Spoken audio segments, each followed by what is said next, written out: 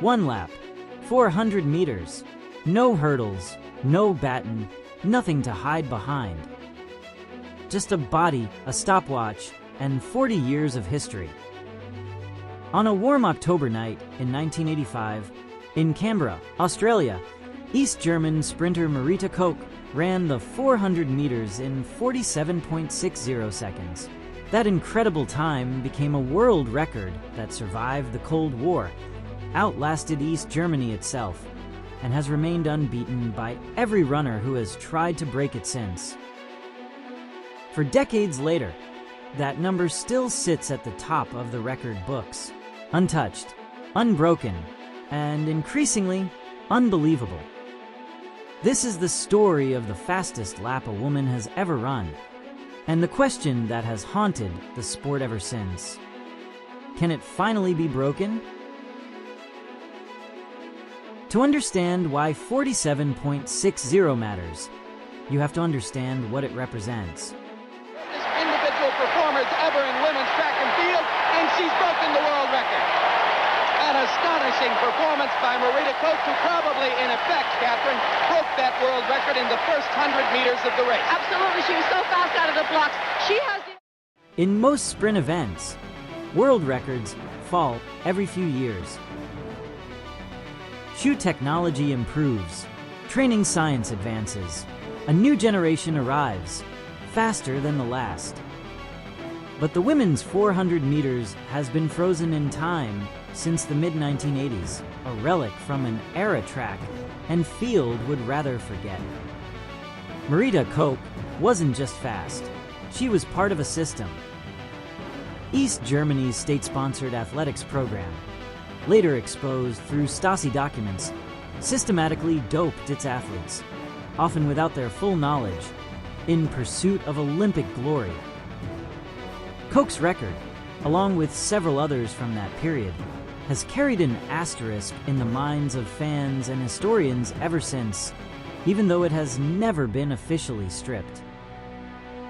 For 30, 40 years, the record simply sat there, untouchable, not because it was necessarily fair, but because the athletic feat behind it was so extreme that few humans since have come within half a second.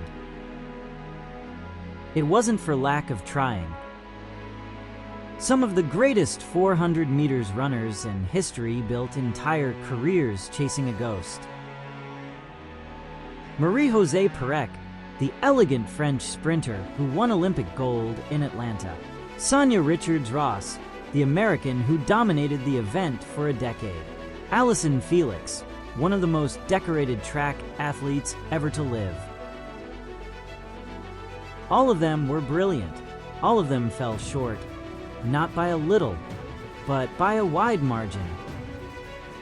Season after season, the world's best runners crossed finish lines in the 48 and a half, 49-second range, circling a record that seemed to belong to a different category of athlete entirely. Then, in 2025, something changed. Her name was Sydney McLaughlin-Levrone, and she wasn't even supposed to be here. McLaughlin-Levrone had already rewritten history in a different event, the 400-meter hurdles, lowering her own world record 6 separate times since 2021.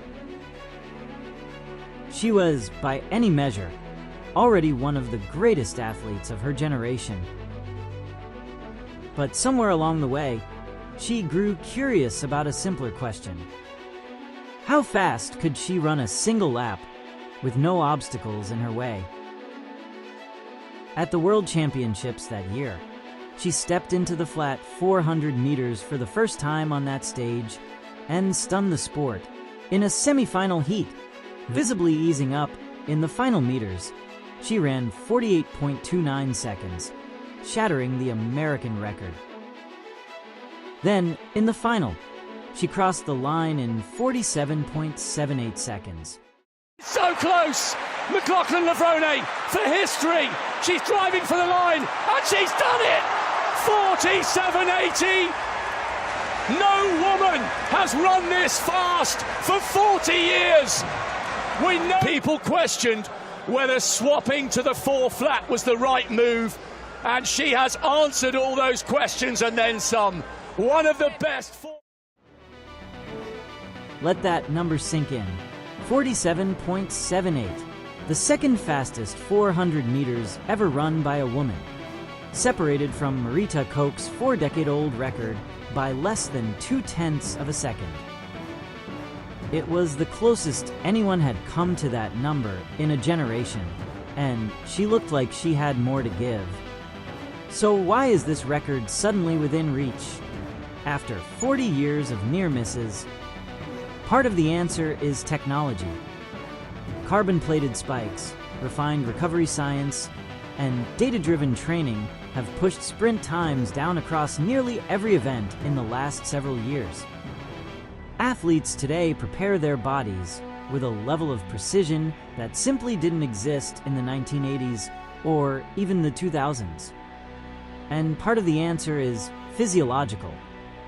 Running a flat 400 meters without 10 hurdles interrupting her rhythm may simply allow her raw speed and endurance to translate more directly than in her signature event.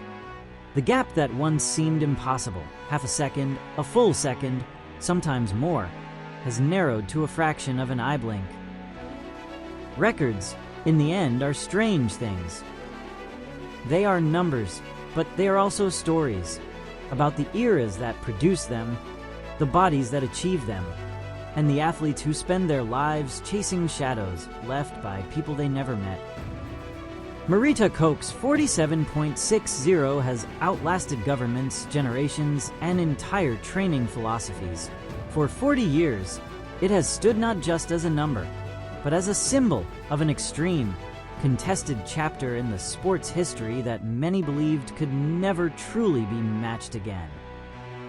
Now, for the first time in decades, that belief is being tested. Sydney McLaughlin-Levrone has closed the gap to under 0.2 of a second, closer than anyone has come since the record was set.